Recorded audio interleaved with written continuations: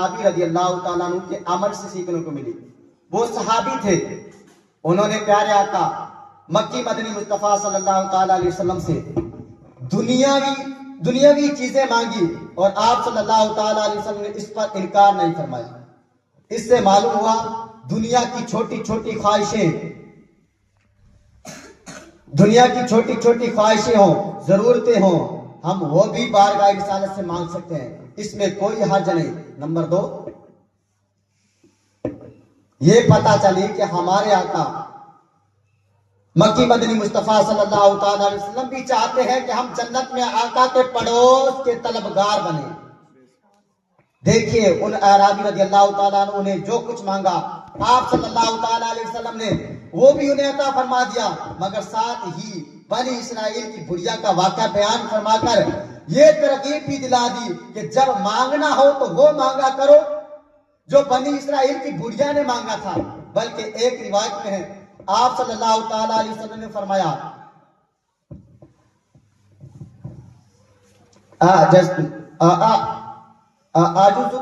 تم یہ نہیں کر سکتے کہ بنی اسرائیل کی بڑھیا جیسے ہو جاؤ. یعنی جیسے بنی اسرائیل کی بڑھیا نے جنت میں اپنے نبی حضرت موسیٰ علیہ السلام کا پڑوس مانگا تھا, ایسے ہی جب مانگنے کا موقع ہو تو تم بھی جنت میں اپنے آقا کا پڑوس مانگ لیا کرو. صلو علی حبیب صلی اللہ تعالیٰ علیہ وسلم. پیارے پیارے اسلامیوں, شیخ عبدالحق محدث دہلوی رحمۃ اللہ تعالیٰ فرماتے ہیں جنت میں آپ کا پڑوسی بننے کی صرف خواہش کافی نہیں, صرف چاہت کافی نہیں, بندے کو چاہیے کہ اس کے لیے وسیلہ بھی اپنائے. یعنی افضل نیکیاں اور عبادت کر کے پیارے آقا مکی مدنی مصطفیٰ صلی اللہ تعالیٰ علیہ وسلم کا قرب بھی حاصل ہے. رضی اللہ تعالیٰ عنہ والی روایت آپ نے جنت میں آقا کا پڑوس مانگا تو رسول ذیشان مکی مدنی سلطان صلی اللہ تعالیٰ علیہ وسلم نے انہیں کثرت سے سجدے کرنے کی تلقین فرمائی. صرف خواہش سے کام نہیں چلے گا, صرف جنت مانگنے سے کام نہیں چلے گا, تو کام بھی ویسے ہونے چاہیے. حضرت ربیہ نے جنت مانگی تو ساتھ میں ایک یہ بھی ترغیب دلائی, یہ بھی کہا کہ سجدوں کی کثرت کرو. اس سے معلوم ہوا کہ کثرت سے سجدے کرنا جنت میں آقا صلی اللہ تعالیٰ علیہ وسلم کا پڑوس لانے والا عمل ہے.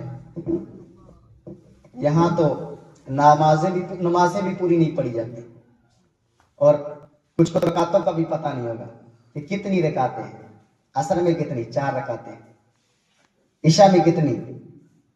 9 رکعتیں. 17. یہ بھی پوری نصیب نہیں ہوتی. سبحان اللہ, کتنا آسان, کتنا ایزی عمل ہے, کثرت سے سجدے کرنے ہیں. ہم روزانہ 5 نمازیں فرض, سنت اور نوافل وغیرہ ملا کر مکمل ادا کریں تو 48 رکعتیں بنتی ہیں. کتنی؟ 24 گھنٹوں میں کتنی رکعتیں؟ ہر رکعت میں 2 سجدے. یہ کل کتنے سجدے ہوئے؟ 96 سجدے ہو گئے, 96 سجدے ہو گئے. ساتھ میں تہجد کے زیادہ نہیں تو 2 نفل ملا دیجیے. ماشاءاللہ,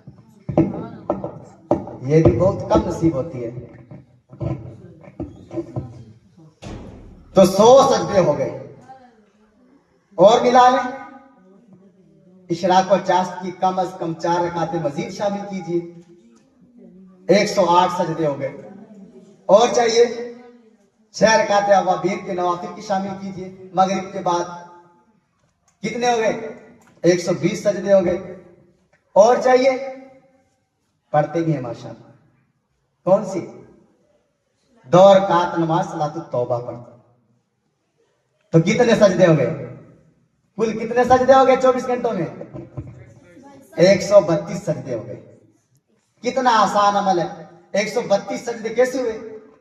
جو اپنے شب و روز کے جو نوافل پڑھتے ہیں, جو نمازیں پڑھتے ہیں, سنتیں پڑھتے ہیں, فرض پڑھتے ہیں, انہی میں 132 سجدے ہو گئے.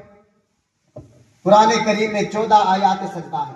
اور ملا ہے قرآن کریم میں سجدے کتنے ہیں؟ یہ 14 کی 14 آیات پڑھ کر 14 سجدے کریں. صرف آیت سجدہ پڑھے, پورا قرآن شریف پڑھنا ضروری نہیں ہے, صرف آیت سجدہ پڑھیے. کتنی آیتیں ہوں گی؟ 14 آیتیں. کتنا ٹائم لگے گا؟